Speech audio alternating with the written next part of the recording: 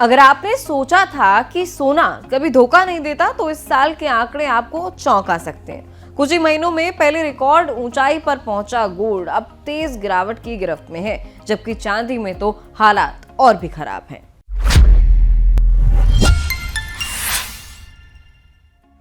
नमस्कार, आप देख रहे हैं अमर उजाला दी बोनस पर आर पार और मैं हूं आपके साथ दिव्या चतुर्वेदी। सोना और चांदी, जिनकी कीमतों में कुछ महीने पहले तक रिकॉर्ड ऊंचाई हमने देखी, अब वही कीमतें तेजी से गिर रही हैं। ऐसे में निवेशकों के मन में सबसे बड़ा सवाल है कि आखिर गोल्ड और सिल्वर में इतनी बड़ी गिरावट आ क्यों रही है? क्या ये गिरावट आगे भी जारी रहेगी और क्या मौजूदा स्तरों पर खरीदारी का मौका बन रहा है? दरअसल हाल के महीनों में सोने और चांदी दोनों में तेज करेक्शन देखने को मिली।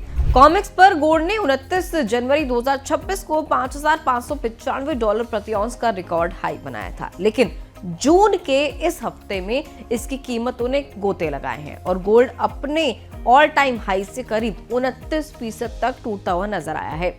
MCX की बात करें, वहां पर भी गोल्ड में करीब 22% तक की गिरावट देखी गई है। चांदी में गिरावट और भी ज्यादा देखने को मिली।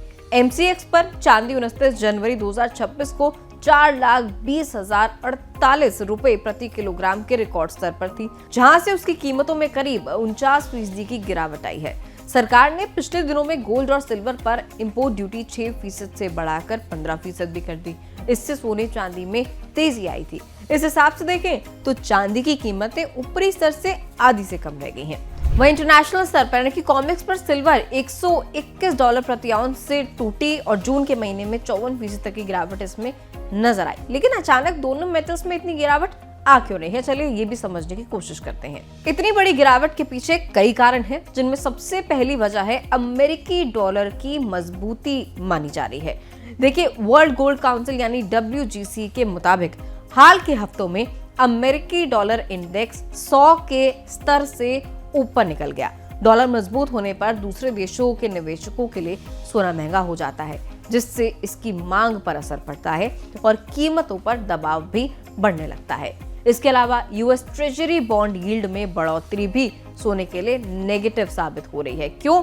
क्योंकि सोना कोई ब्याज या फिर कोई फिक्स रिटर्न नहीं देता अपने निवेशकों को, इसलिए जब बॉन्ड पर बेहतर रिटर्न मिलते हैं तो निवेशक सोने से पैसा निकालकर और वही पैसा वो बॉन्ड जैसे प्रोडक्ट की तरफ लगाने लगते हैं, उनमें लगाने लगते हैं। इसलिए सोने की कीमतों पर दबाव और बढ़ने लगता है। सोने पर दबाव की एक और बड़ी वजह है, वो है US फेडरल रिजर्व। बाजार को पहले उम्मीद थी कि इस साल ब्याज दरों में तेजी से कटौती होगी, लेकिन फेड के अब मिल रहे संकेत इस बात की गवाही नहीं दे रहे हैं।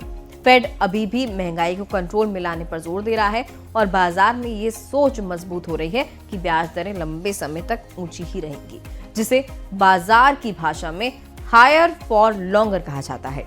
आमतौर पर ऊंची ब्याज दरें डॉलर और बॉन्ड यील्ड को मजबूत करती हैं, जिसका सीधा असर पड़ता है सोने पर और उसकी कीमतों पर।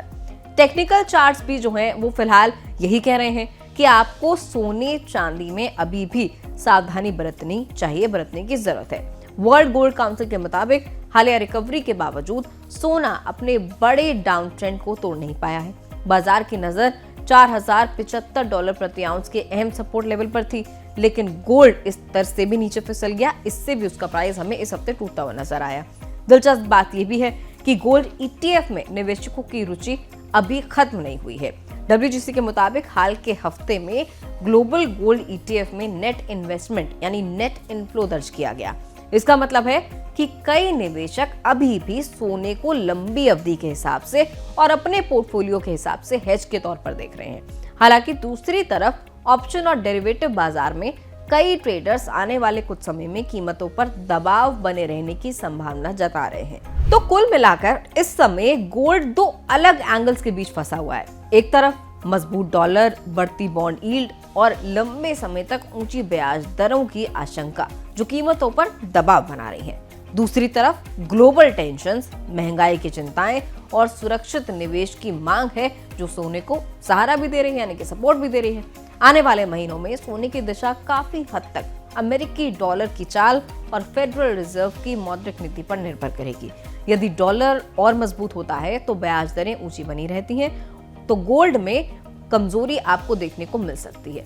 चलिए आपको एक सवाल के साथ अब छोड़ जाते हैं, वो ये कि गोल्ड साल 1982 और 2013 जैसी बड़ी गिरावट स्तर से क्या एक बार फिर आपको फिसलता हुआ नजर आएगा। जो आप इस वक्त स्क्रीन पर आंकड़े देख रहे हैं वो साल 1980 के गोल्ड के भाव हैं, जो टूटकर 1982 में काफी नीचे आ गए थे। और उसके बाद साल 2013 ऐसा वो साल रहा जहां पर गोल्ड में काफी ज्यादा गिरावट देखी गई। हालांकि इस तरीके का गिरावट का लेवल अभी तक गोल्ड ने टच नहीं किया है, लेकिन आपको क्या लगता है जिस तरीके से प्राइसेस टूट रहे हैं गोल्ड के, क्या इस तरीके की गिरावट उसमें एक बार फिर से दर्ज हो सकती है? कमेंट करके जरूर बताइएगा।